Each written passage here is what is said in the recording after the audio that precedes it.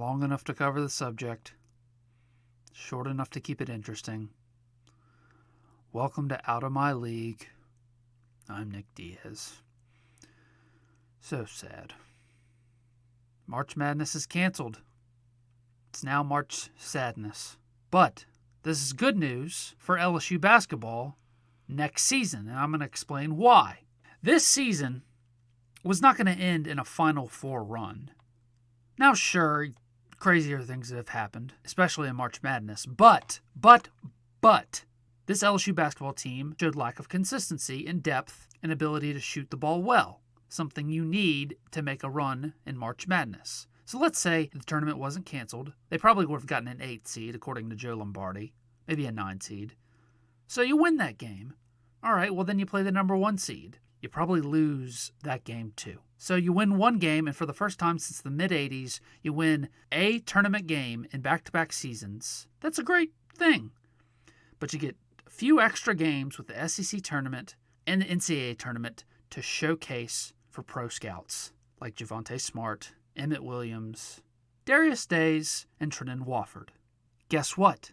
Those players don't get to do that. Not only that, but scouts cannot travel to meet with them. The players cannot travel to work out with the scouts. So, what does this all mean? What this means is, next year, LSU has a chance to be a special basketball team. Not just compete for the SEC championship, but compete for a national championship and a potential number 2 or 1 seed in the tournament. Glenn West of LSU beat writer has predictions from what his sources are telling him what Darius Days, Trenton Watford, Javonte Smart, and Emmett Williams will do for the NBA draft. He writes on Javonte Smart, quote, Smart could elect to go pro in the coming weeks, but would benefit from another year in college as well. If he were to return and continue an upward trend in his development, it'd be an added bonus to a stacked recruiting class for the Tigers next year. He predicts that Javonte Smart will declare for the draft. However, just like last year, just because you declare does not mean that you won't come back before the deadline. So, if Javonte Smart is told to stay in school for one more year, or the fact that he can't even work out with NBA scouts to tell him this, and he didn't get to compete for an SEC title, he didn't get one last chance to play in the NCAA tournament as a starter, guess what? Next year, Will Wade can promise Javonte Smart, hey, if you come back, we have a chance to win a championship, and this coronavirus thing will pass, and you get to showcase your ability as a first-round pick. You make more money, you compete for a championship, win for LSU and Will Wade, win for Javonte Smart. Now, as far as Emmett Williams, Trenton Wofford, and Darius Days is concerned, this writer, Glenn West, says Emmett Williams, it wouldn't be smart for him to leave, but he's declaring. Trenton Watford probably has the best chance to get drafted, so he thinks he'll declare. And I think he'll leave, by the way. Trenton Watford's going to go. Emmett Williams, I don't know. I think it would be a mistake, but from what I'm hearing, he probably won't come back next year. Darius Days believes that he absolutely will return for his junior season, as he should.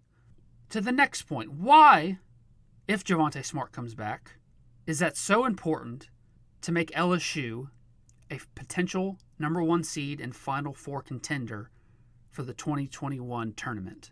Because LSU had 3 main problems this year. 1, lacked maturity and depth. Maturity self-corrects itself with returning starters. Also, you add 7 new recruits to your depth chart.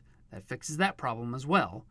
2 of those transfers are coming in with college experience. Of those 7, 2 of them are transfers. Sharif O'Neal from UCLA and Josh LeBlanc, a Baton Rouge native who went to Georgetown and has now been practicing with LSU since January. Both, I am told, look great. Number 2 problem that this LSU basketball team had that will not have next year is they lacked size. They lacked no rim protector.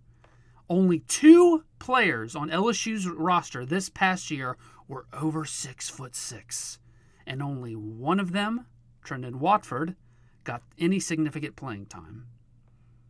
Next year's team, even if Watford leaves, which I think he will will have 4 players over 6'6". Again, problem solved. Now, and here's where the Javonte Smart thing comes into play.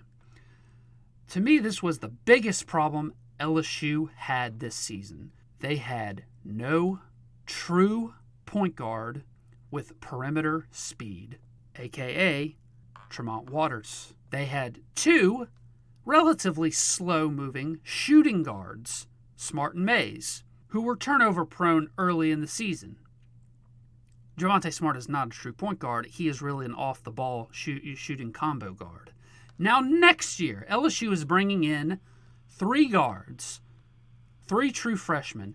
2 of them are true point guards, and the other one is a very talented shooting guard, Cam Thomas from Virginia. The 2 point guards are very speedy. It's their natural position.